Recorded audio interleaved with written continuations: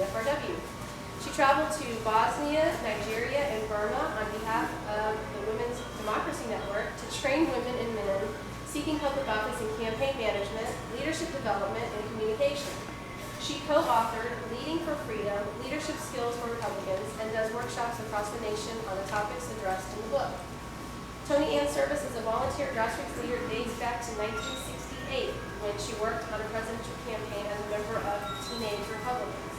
Since that time, she's been a consistent leader in numerous Republican campaigns, including presidential, senatorial, and congressional statewide city and county races. She has also served within the Republican Party organization. Toni Ann served as the Kendall County Republican Party chairman 2009 to 2013. Awesome. She has been elected to be a delegate to numerous Texas Republican state conventions and served as a delegate to the 2004, 2008, 2012 Republican National Conventions.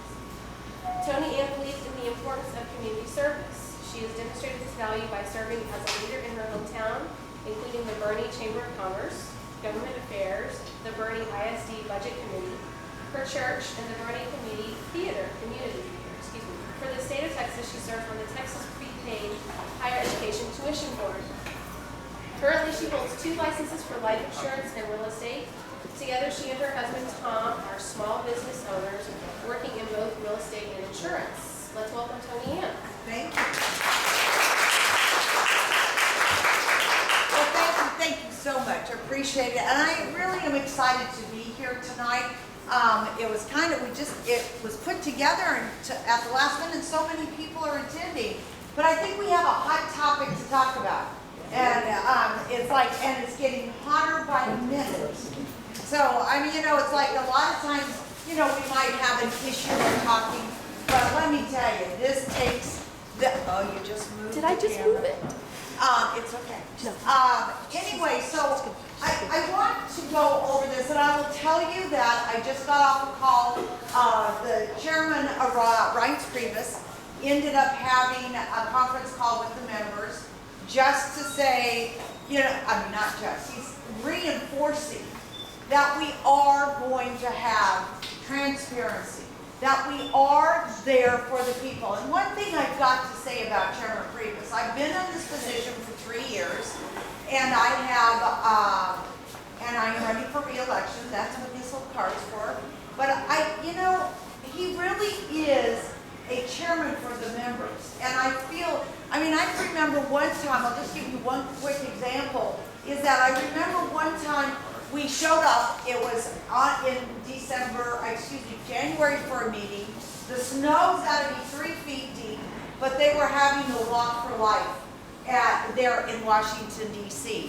And he postponed all the meetings so that the members that wanted to attend. And I have to tell you, being from Texas, it was a little difficult to go in 3 feet of snow.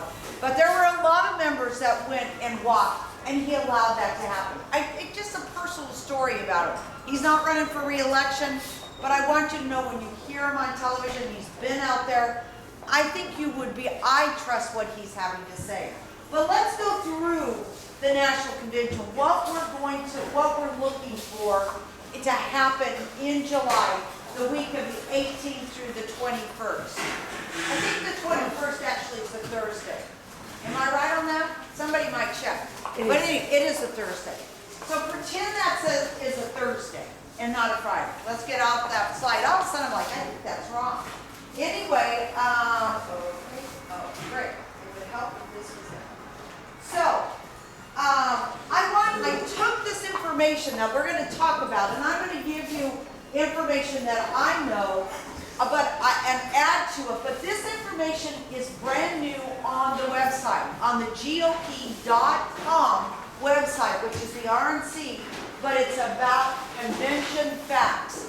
And I think if you get to know what those facts are, that you will end up being able to have a better understanding of how it all is working. And it's like, who are the delegates? And because I knew I was coming here, I went out to many of my friends across the nation to find out how do some of the different states elect their delegates. Because I think this is what is so crucial for all of us to know. We constantly are saying, well, the establishment, Well, those guys on the Hill, well, they might be the establishment, but they're not going to have control over the delegates. Because as you see, these delegates are being elected by the people. I would say the majority. I'm going to say this. I did find out 2 states. I can't remember. I got so many of different states. One of them was Nebraska, and I can't remember who. It might have been Tennessee. They have all of the congressional delegates and alternates are elected by the grassroots. Those 2 states that I did talk to, the delegates at large and alternates at large are actually done by the governor, and they appoint those people. But the rest of the states, I mean, as you see here, some of them, well, let's see, I think it's on the next slide. But let's look, there's 2,472. This number we just keep on hearing about over and over. Everyone should know that number by heart. 1,237 delegates to become the nominee. But this is what I want to talk about. It varies. You know, we're all unique. And if you've lived in other states, you know there are different laws for different things. Some people have open primaries, some of them have closed. Some of them have different ways of electing their executive committee. Some of the national committee men and women are elected by the executive committee and not the convention. This is one of the things that I think that is quite interesting. There are a number of states, Alabama, and that end up, there's a number of them. You have to go on the ballot to be elected a delegate to the national convention. On the ballot, so on the primary ballot, it really comes down to the grassroots.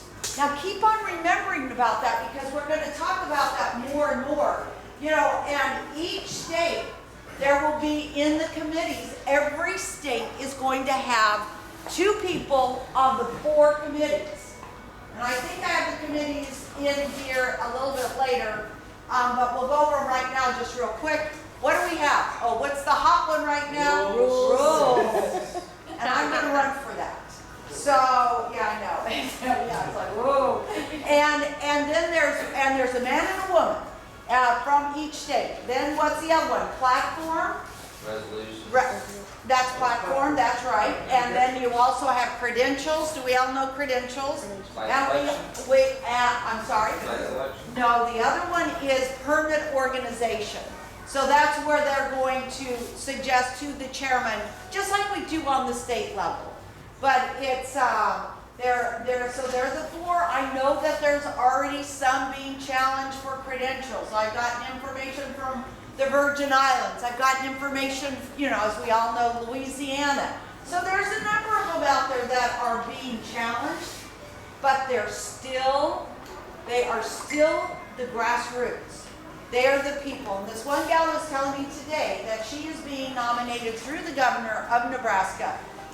That girl, that woman is a grassroots person. She works just as every one of you, and I should say thank you to all of you for all the work that you do.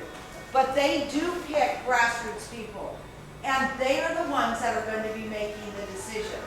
This year, how many of you are going to state this year in May? Most of you? Are most of you going? Okay. So the one, just real quick, this is the only slide on in the congressional district is where the Texas delegation. Hi, Mike. I didn't see you back there. This is where the Texas delegation is going to be elected, and this will be on, the first caucus will be done on Thursday night at 4:45. That's to elect the National Nominations Committee person. 4:45 on Thursday. 8 a.m. on Saturday is going to be the election of all the rest of these.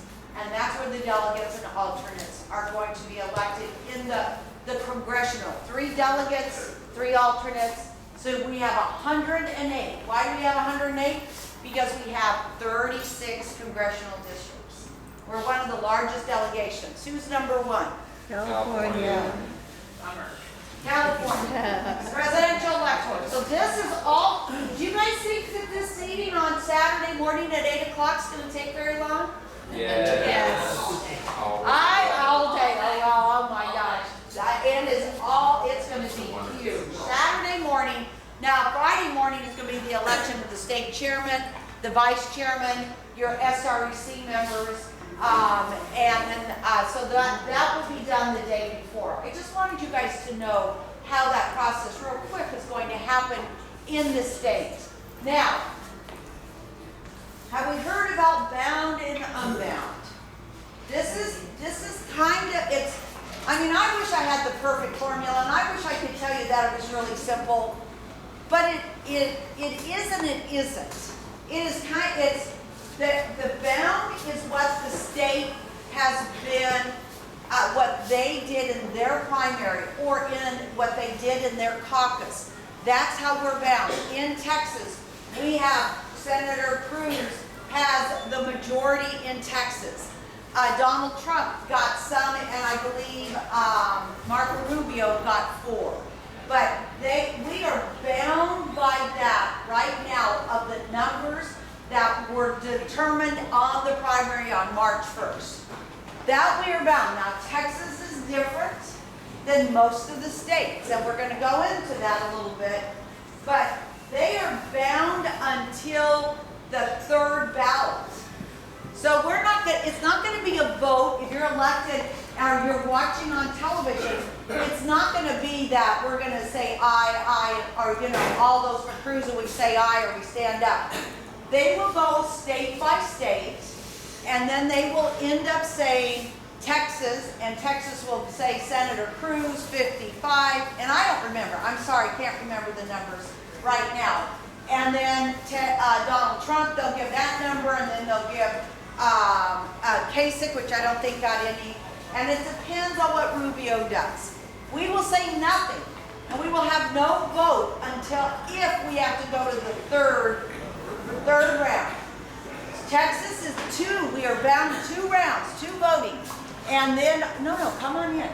And then most states are bound. The first are only bound by the first one. Yes.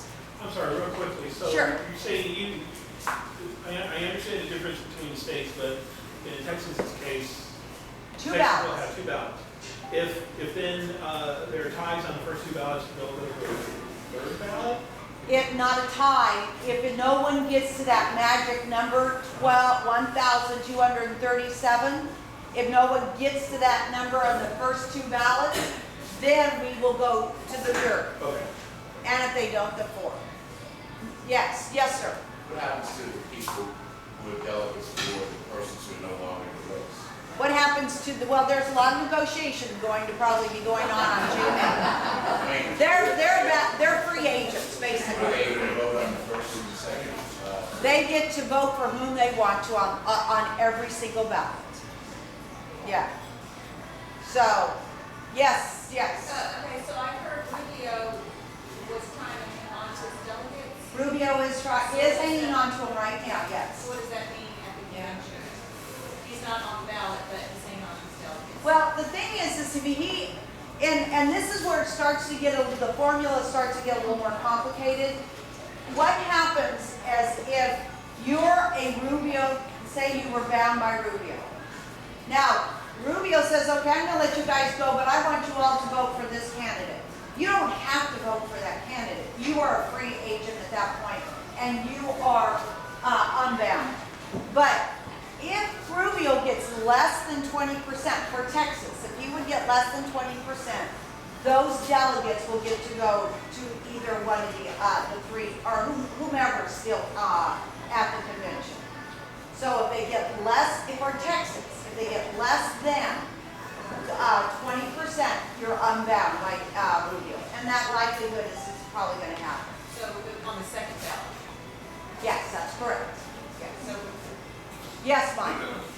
Rubio actually got 1 delegate through the congressional district. And he got 3 from one congressional district. He got 3 from one congressional district, and that's because he got more than 50%, and that was up by Tarrant County. Right. So those are bound at this point. That's until- correct. By state law, until released by the candidate or the 3rd round, right? either released by the candidate or on the second round, if it's below 20%, they're released. That's in Texas. Now remember, you know, it's all a little bit different. So just as we elected, how do we elect delegates? It always a little bit different. There are some states that are not bound at all, like Colorado, Wyoming. There's a whole list. And if you go to this website here, you can see all the details on that. So right now we're in the first two. Now that's saying that it's an open convention, right? If someone gets to 1,237 by July, we have a candidate. Okay, now I say by July because, I mean, California, like they're in heaven right now. They've never been able to do this. They've never been able to have a say in the election. And all of a sudden, they're going to have a say. So, you know, that, and I don't know how many of you watched television last night to try to figure out what was going on? Yeah, well, it was pretty confusing because this channel said, well, Trump's going to get to this many, and what Shepard said, well, he's going to get all but 44 votes. You know, and you know what, guys? It's like an election. All you people that are here that are running for office, that have run for office in the past, if you end up getting that 44 less than the other one, now you can ask for a recount, but you lose. Well, now he doesn't technically lose because now he goes into a convention. But if you get, you know, I mean, when I was county chairman, I had a tie. And then we did the recount and the person won by 1 vote. Don't tell me not that every single vote doesn't count. So, let's go. So, we talked about it. We just went into all of this about the most delegates and the different party rules. But see this right here? The majority of delegates. The majority of delegates. And I'm not sure in this, we talk about Rule 40. How many states do you have to have? Under the current law? 8. 8. And how many? And you have to have a majority of the delegates, not the votes. That's a little confusing to people. It's the delegates. I mean, I had to reread the rule a couple times to make sure I was saying it correctly. So that's why Trump has more than 8, and I believe Cruz is got 7 10. and.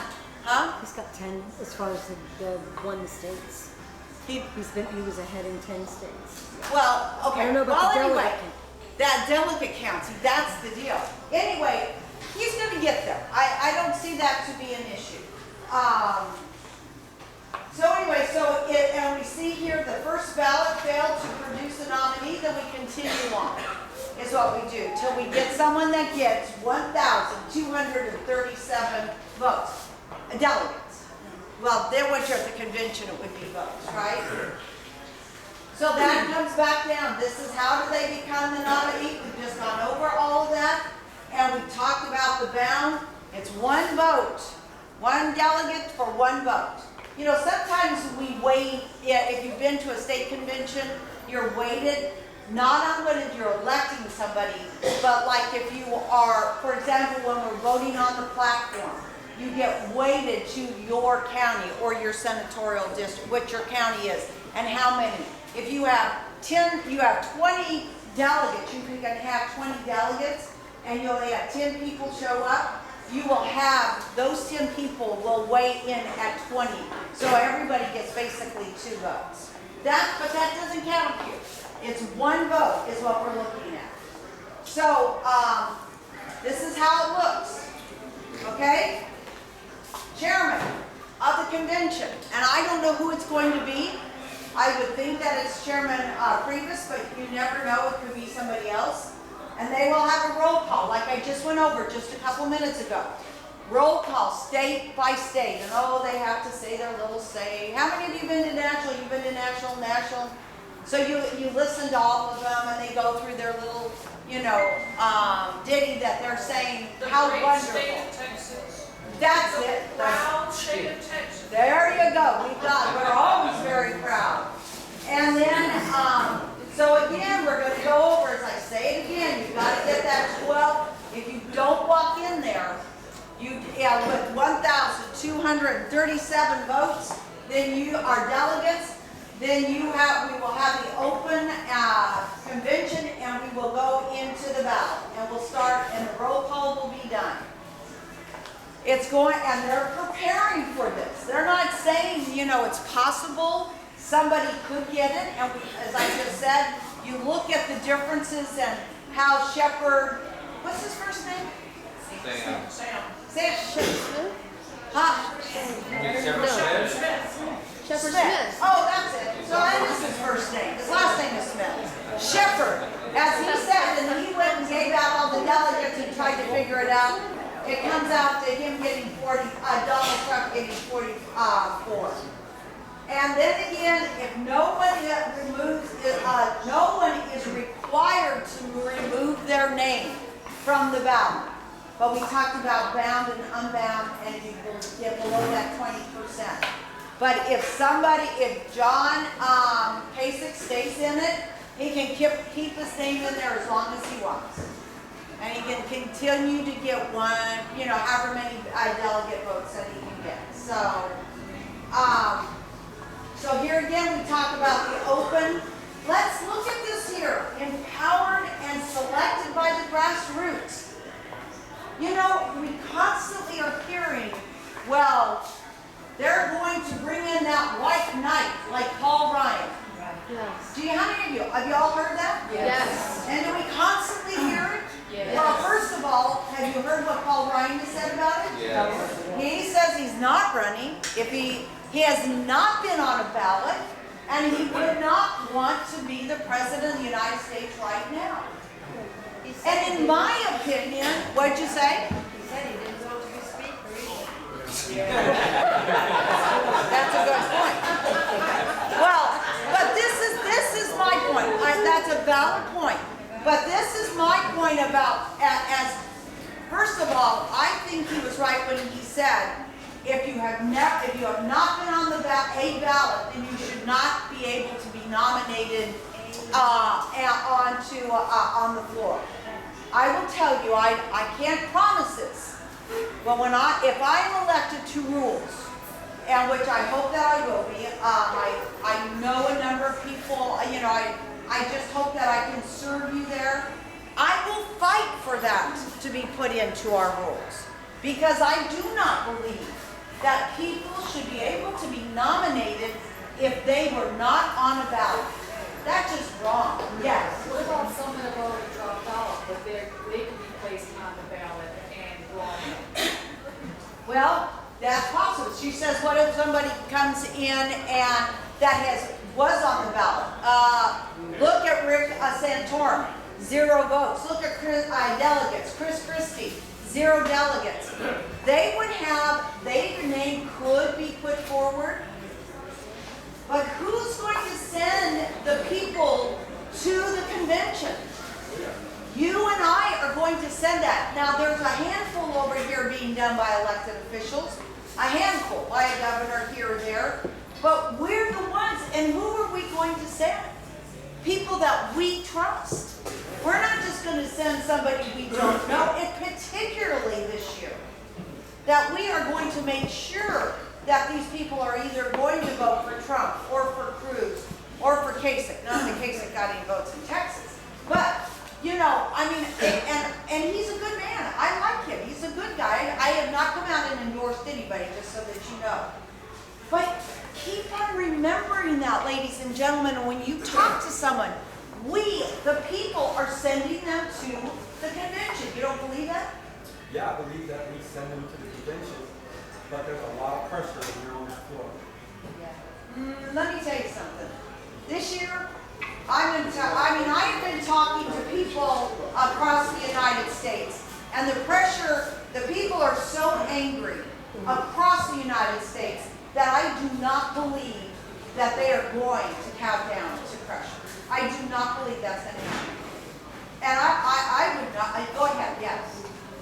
Toni, I just wanted to ask you a question. Sure. 4 years ago at the National Convention, the fight was with our committee, and Texas was one of the charge that led it.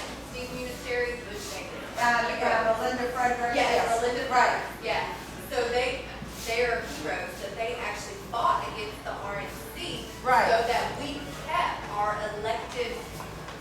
That's exactly our what you- delegates. Yes. And, I mean, so it's a valid point to kind of see kind of how the RNC, it's a valid point for people that fear the RNC and kind of some shenanigans that go on. That backdoor stuff? Yes, and, you know, so. And thank you for bringing that up. You're exactly right. And, I mean, every single day I talk to Butch Davis about what was going on at each one of those meetings, and I just have so much respect for all three of them, that they fought that fight.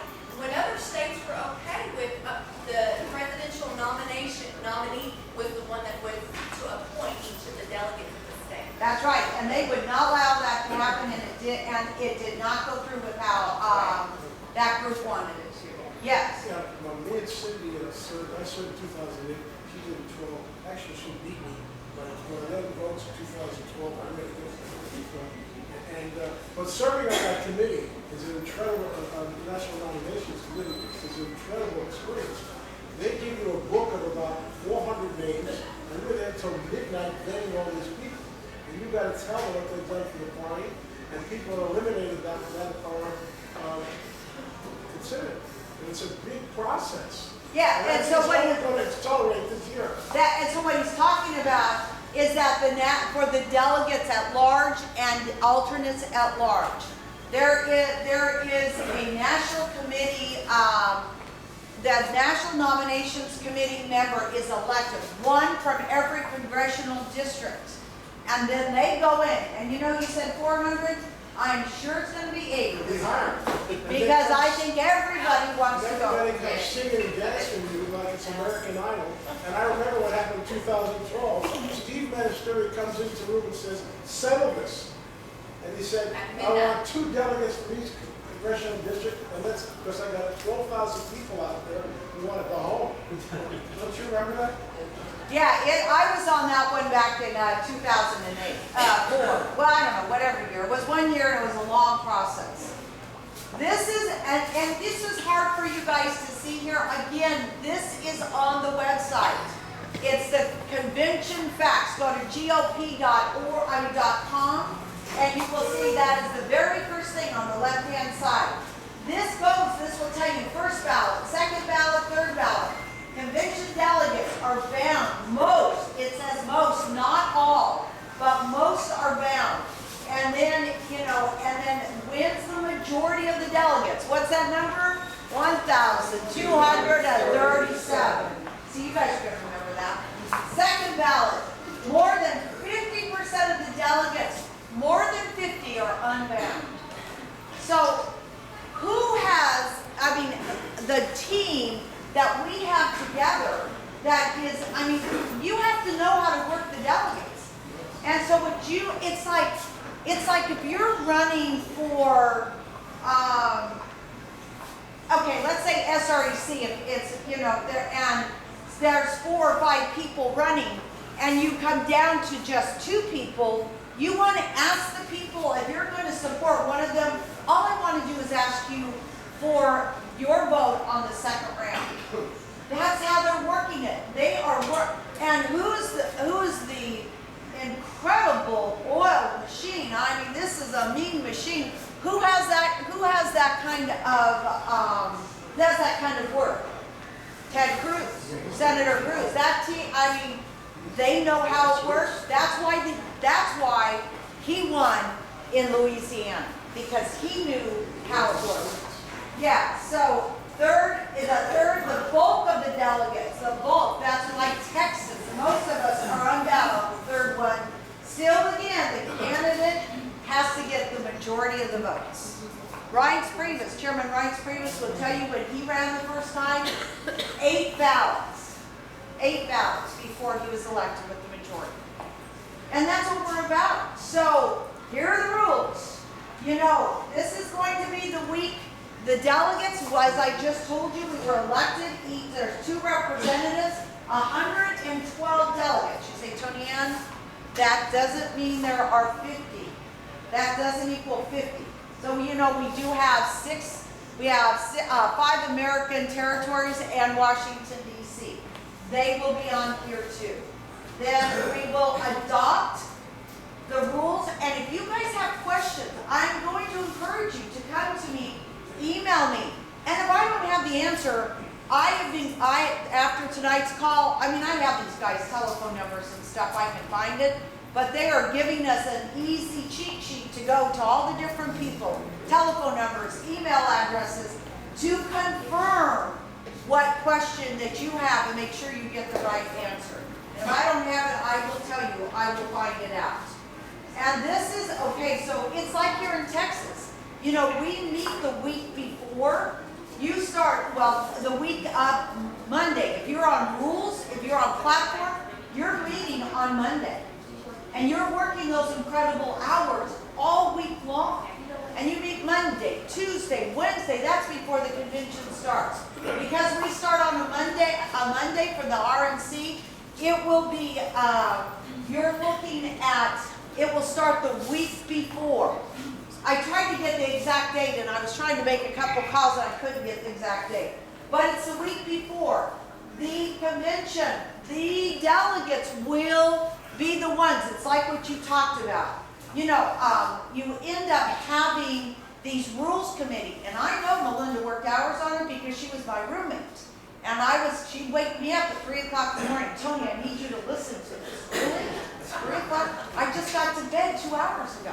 Anyway, but they were on top of it, and that's what we're looking at. And so it is, and it will go to the convention floor to be approved. Ladies and gentlemen, I don't know the exact days or of what day it is. Is it going to be on Monday? No, it won't be Monday. Is it going to be Tuesday or Wednesday? I don't know the answer to that question. I was trying to find out. I can get it and I will post it. I'll send it, and maybe you can take it out there is what you could do. But the packages will be the rules report, and it is adopted by a majority vote. Just like for the president nominee, the majority vote. They'll probably do a voice vote, but then if it has to, if there's dissension. Let me say this also. Here it talks about the rules and how they're finalized. One thing that I have been trying to get done, and I'm thinking because we're all up in arms and because all the misinformation and that this might happen, I've been working on this because if you remember, if you've been to a convention, the rules committee, the platform committee, they're closed committees. And they can give out like maybe 1 or 2 passes. And that was just wrong. Now, I wasn't the national committeewoman back then at the last one. If you remember, Bora Van Dormelen was elected, and then we lost her 3 years ago. In fact, today's my anniversary. I got elected 3 years ago today by the SREC. But they had closed meetings, and I just don't think that's right. So what I've been fighting for all of us, now, you know, we got to take baby steps. Sometimes we'd like it to go this way. I'd like it to be live streamed to all of us. And they do record it, and then it goes on to C-SPAN, but it's after the fact. So what I have been working with them and talking to them, and they're listening, but I could tell maybe they were having a little bit of a hard time with it. So I said, okay, let's make a deal.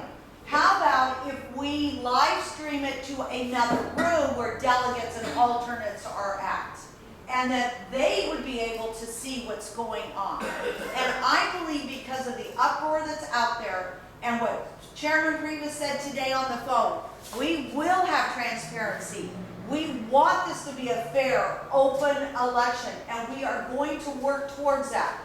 I'm going in 2 weeks, we have our RNC meeting, and I will, again, go up to all the players, because I sit on the Committee of Arrangements, which is the convention committee, and I will once again say, this would really be a good idea. Just think of how the people would look at RNC if we were able to live stream that.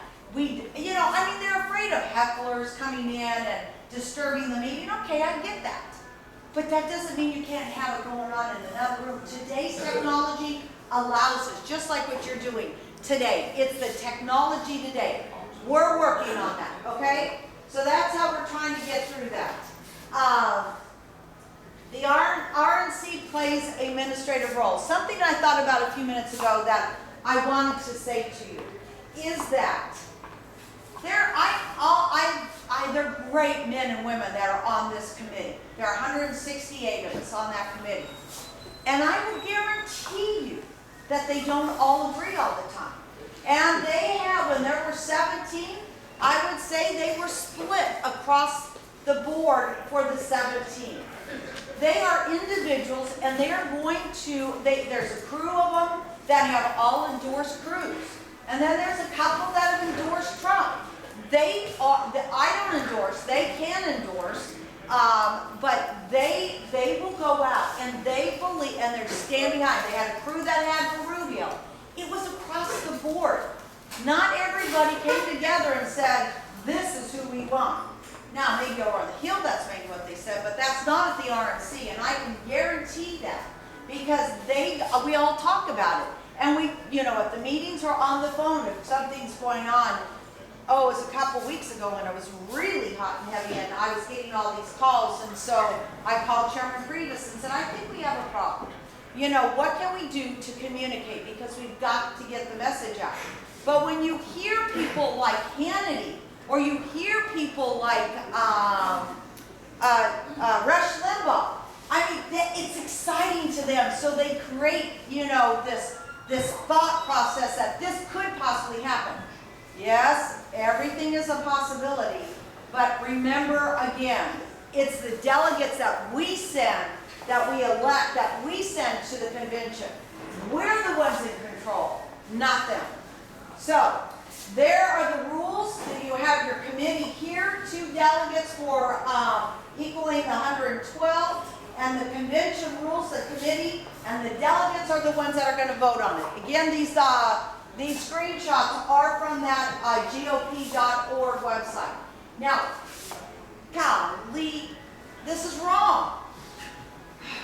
I can't even remember the numbers right now, but I can tell you he's less than 500 to the number. He's gone up to 7. I tried to find it before I came because I left this morning, and I couldn't get it last night, and I was looking for it. So you guys go and find it. But I'm telling you that they have grown from that point. The only one that I think John Kasich got 1 last night. Is that right? I think he got 1. So anyway, I'm sorry, but that's a little out of date. I got it. You got it? What's the number? Okay, let's see. What do we? 743. 743 for Trump. 517. 517 for Cruz. And 143. 143. I think Rubio has more than Kasich. No, Yeah, he still 143 does. for Kasich. Here we go. This is how to become the delegate. It's united. It's the people, the territories. They vote, and the delegates are not at that 1,237. We're going to convention, and so as you see that there's DC and the 5 territories are included in with us, the 50 states. We will take the delegates there, and that's where we're going to choose if this doesn't happen. I have no idea. You never know. At the poll yesterday, I mean, there wasn't, Cruz and Sanders were picked to win 2 weeks ago, were they? And it flipped, so you never know what can happen. So, and it says, how do I have to be a delegate to attend the 2016 Republican National Convention? No. The answer is no. It is very easy. I walked it through with one person that wants to be a volunteer. You go to it's 2016 CLE, that's Cleveland.com. Top right corner, there's a volunteer button, and it's a simple way to volunteer if you want to do that. Now you could be a guest of a delegate or alternate, but I think they only get one. Isn't that right? Didn't we just get 1? We got 1 guest. So if you want to volunteer, and they need lots of volunteers, then that would be the way. This is a great site. It tells you, you think Cleveland? Actually, it's not so bad. I've been there twice.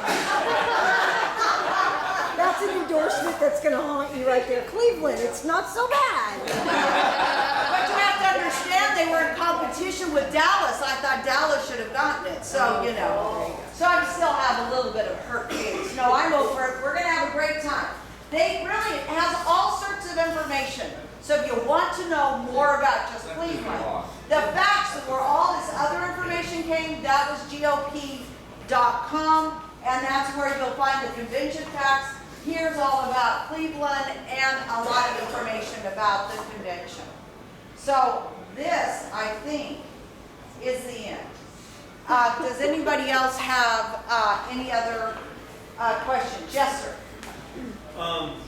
You mentioned the grassroots a lot through the presentation, and then the one slide talking about the RNC being in an administrative role for the convention itself. But could you then explain this comment by Priebus on Monday? And this is a quote. This is a nomination for the Republican Party. If you don't like the party, then sit down. I mean, the party is choosing a nominee. In what context is he saying that, and to whom is he saying I didn't hear, okay, I heard the party is choosing the nominee, but did I hear you say something before that? Yes, this is a nomination for the Republican Party. Right. If you do not like the party, then sit down. I mean, the party is choosing a nominee. It's the party. Yes, but who is he? If this is a grassroots, if this is truly a grassroots event, there's going to be dissent. That's going to be no question. It's going to happen. But then who is he? Do you know who he's addressing that particular comment to? Well, I think the people that are willing to get involved with the party, you know, and we have a right to our voice, and we are going to have difference of opinions. There's no question. And he understands that, and that's where, you know, I mean, the last convention, it had to do with Ron Paul.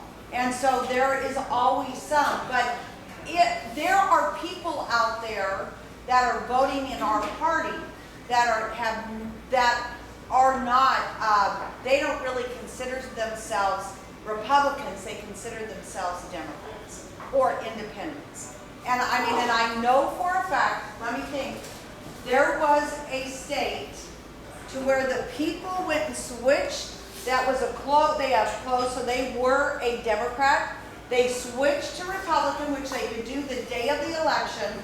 They switched, they voted in the Republican primary, and then they switched back to being a Democrat.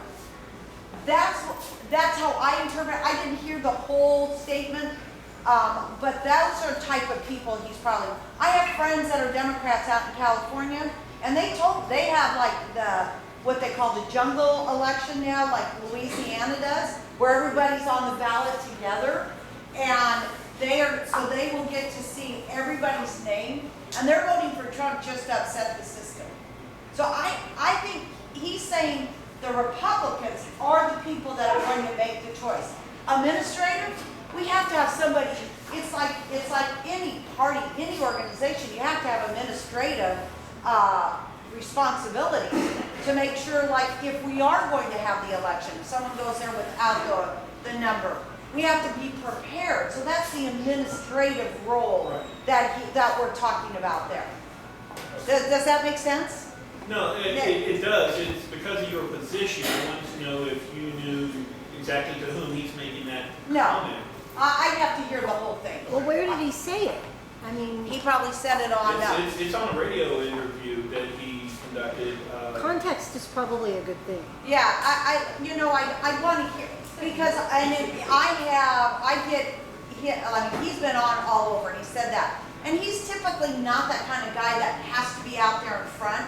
He doesn't need to be on the TV and the radio. If you think of Reince prior to 6 months ago, he would go out every so often, but now he's out all the time trying to clarify how the process is going to work.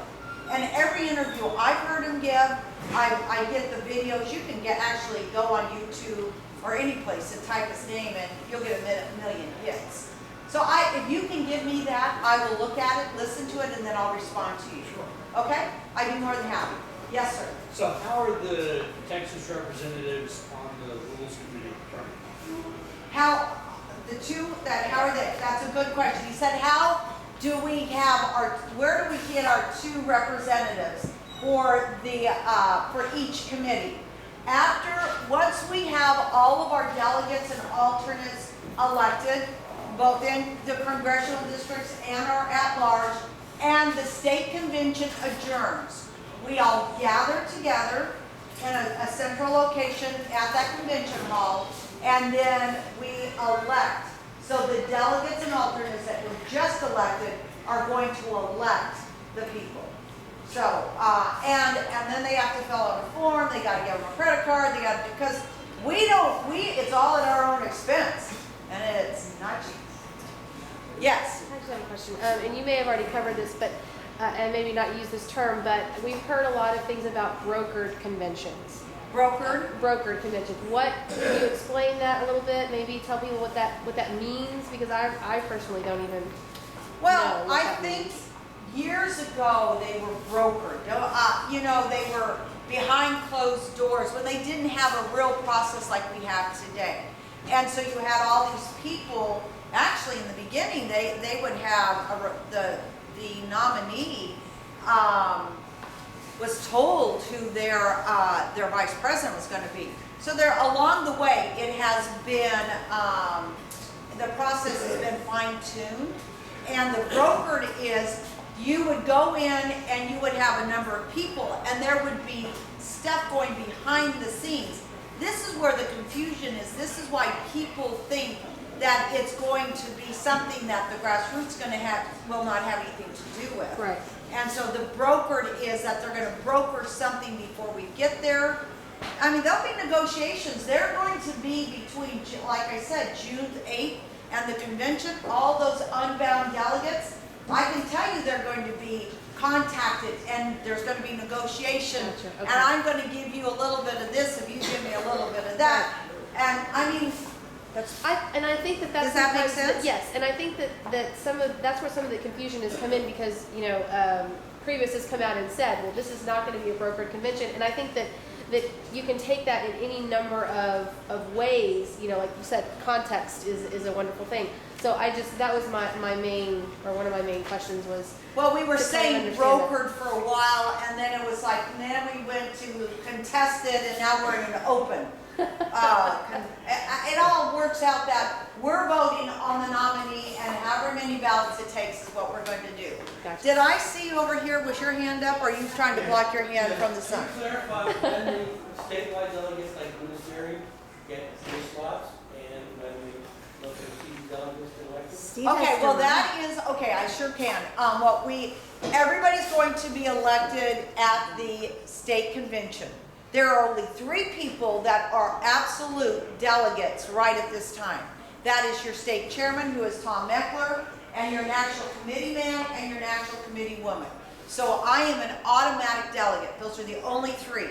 So all the rest have to be elected at 8 a.m.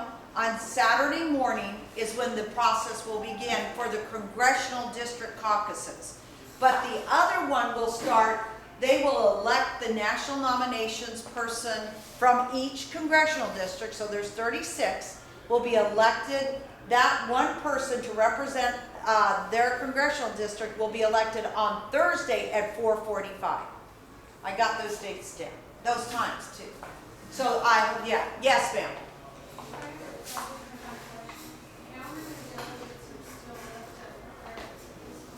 I'm sorry, couldn't hear what. How many delegates are still left after the graphs at this point? How many are left? Are you talking Texas or overall? No, I'm trying to figure out to get to the 12 states.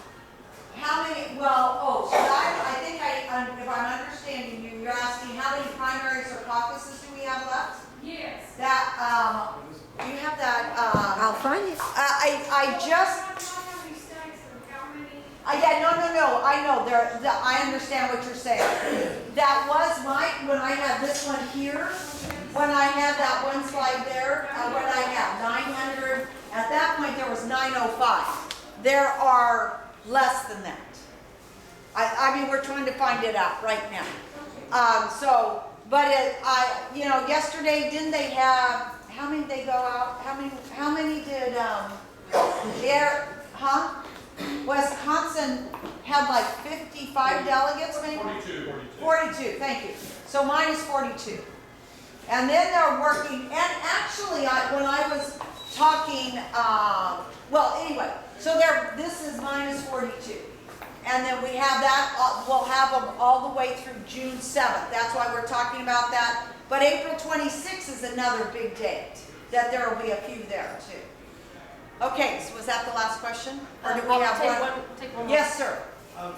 So I know in my neighborhood, Trump's campaign staffers are trying to become state delegates to the convention. And I don't think that that's right. I think that's a conflict of interest. And I was wondering, what can I do to stop people who are employed by either the Trump campaign or the Kasich campaign or The Cruz campaign. Cruz campaign from becoming state delegates? What can you do?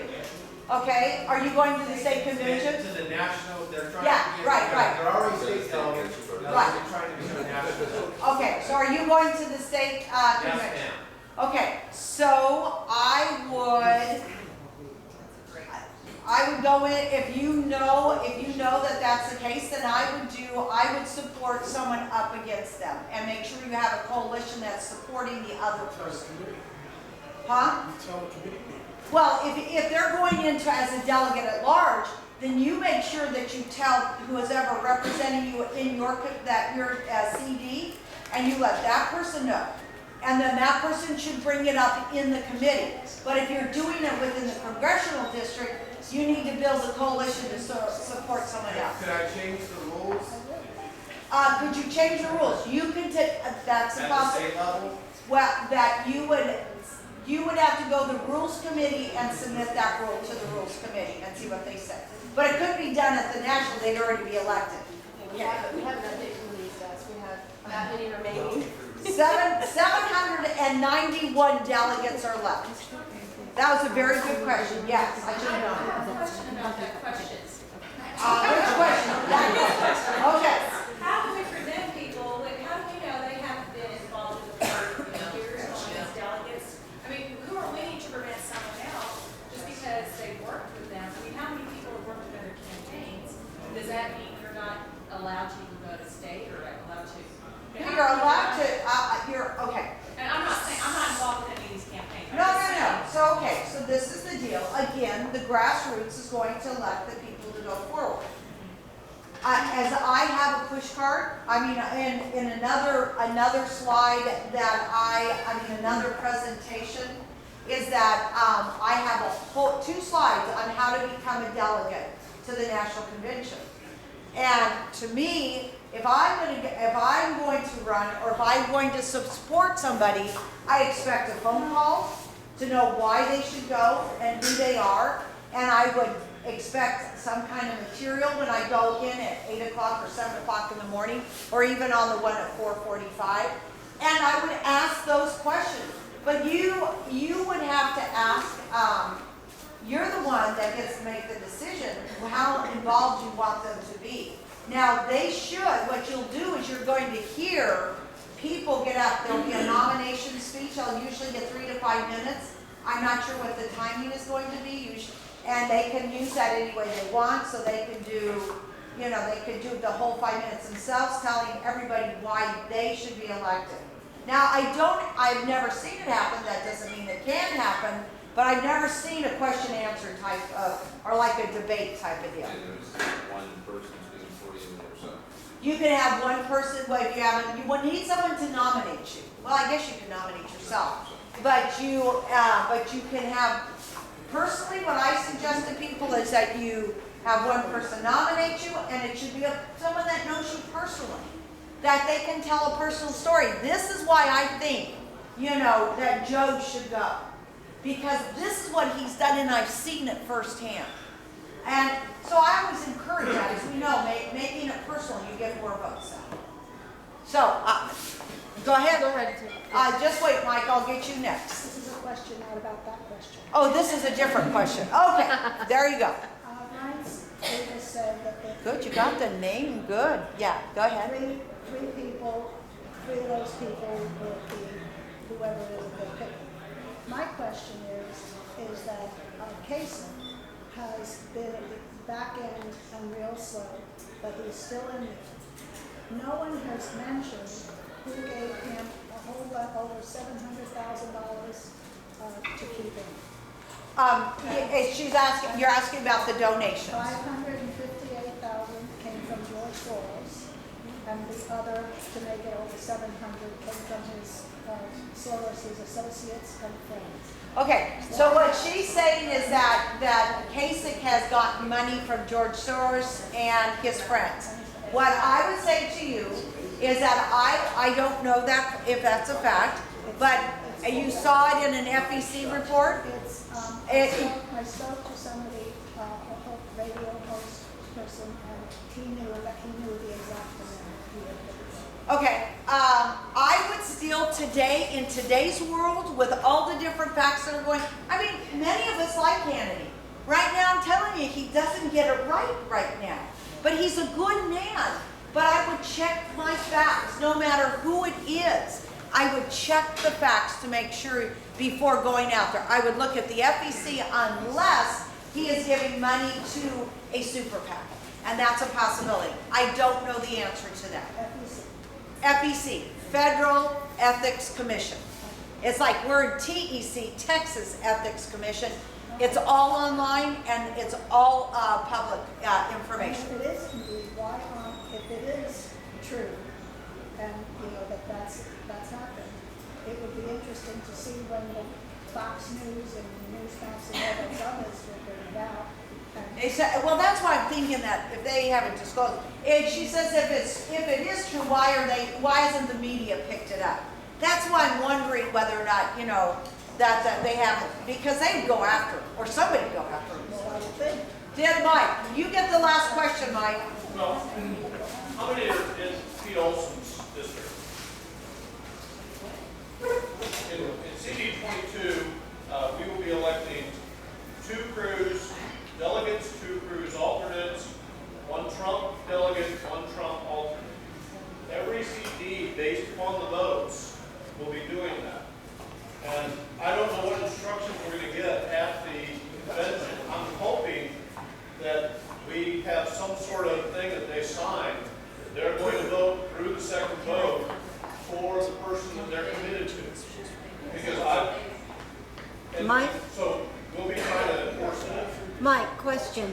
Where do you have the results? I haven't been able to find it online. On the Secretary of State's website. I've broken down by congressional district. Yeah, you go scroll all the way down. Look at the and they haven't done. That's how come I know. And Yeah. the key is Cruz got 46% of Fort Wayne County, or CD 22, and Trump got like 23, and Rubio got 18. So Rubio gets nothing. Trump gets 1, Cruz gets 2. Cruz got 50%, would have gotten all 3. That's right. So you go look at your congressional districts.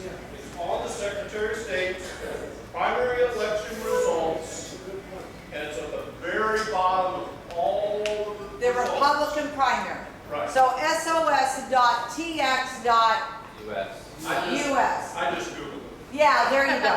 Let me less than a Google. So I'll just draw it real quick. In Congressional District 7, Mr. Culberson's district, Rubio barely beat Trump, so it's 2 Cruz and 1 Rubio. Oh, okay. And well, each one of them is, that's why you go look and see. Ladies and gentlemen, I'm going to conclude by saying that I have enjoyed tonight.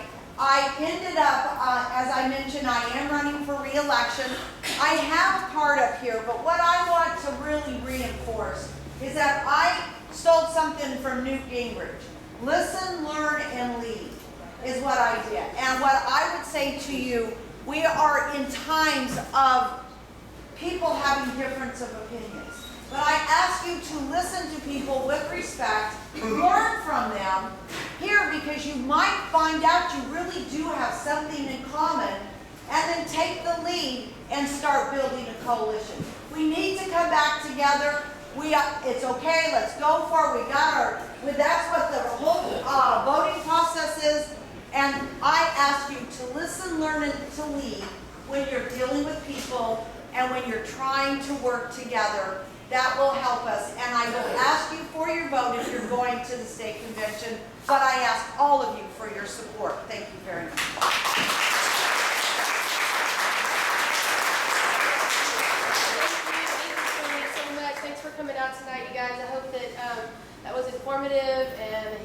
questions answered. Really appreciate it again for you guys to all visit us tonight. One more, just a couple of things real quick. Our next meeting, again, we're keeping all things convention. And so our next meeting is going to be right here on April 28th, again at 6:30. And we've invited Amy Clark, who is the current vice chair of the RPT. So we can even get deeper into the convention process and discuss state convention. Answer any questions that you might have about that. And also, we do send out e-blasts. Katy Libertea has an e-blast that we send out once a week, try to anyway. And I have a sign-up sheet here, so if you guys haven't had a chance to sign in and give your email address, so we can keep you guys up to date and informed on what's going on with Katy Libertea. I really appreciate you doing that. And that's all we have for tonight. Thank you guys so much.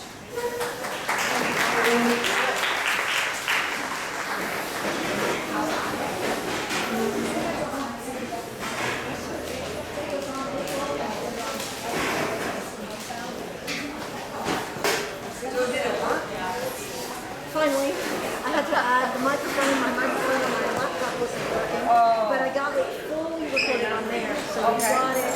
We'll be sharing that around. We've got Kelly so we'll be able to share. Thank you for coming. It's such a huge thing. People have so many questions, and Kelly said, we've got to educate people. They've got to know. Yeah, I was thinking right up and then to make it work really fast. Wow. Oh, I know.